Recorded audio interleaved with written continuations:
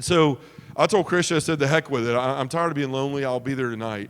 So I show up, and it looked like a lot of fun. There was beautiful girls around, and guys were having a good time, and they seemed to like me, and I liked them. So that evening, they decided to give me a bid to the fraternity, and I accepted it. And that was the last day I went to church for about 11 years of my life. I didn't realize, as I said, the deep father wounds that I had, because I never had that affirmation and the I love yous and I'm proud of you. I looked for it everywhere, right? I wanted someone to tell me I was enough, and those are the two great wounds that men have, the father wound and the wound of inadequacy, which both happen in the garden, right? And if you've ever read John Eldredge, Wild at Heart, his popular Protestant author, he talks about with men, it's am I enough? That's what men always want to know, am I enough?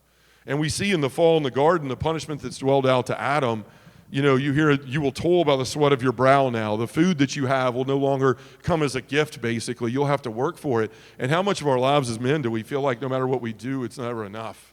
Right? I'm not a good enough father. I'm not a good enough husband. I'm not a good enough employee. I'm not a good enough Christian. I fail so much in our lives. And I have a picture somebody sent me of a guy. Somebody drew it, but it's a profile, and the guy's he's just looking ahead, smiling. But right here in his head, you see a little boy curled up against a wall holding a teddy bear. And it's showing, like, although we put out these facades and these masks, so many of us, we're just insecure, wounded guys that are just fallen to sin, and we've been convinced by the devil that we're never going to be more than that.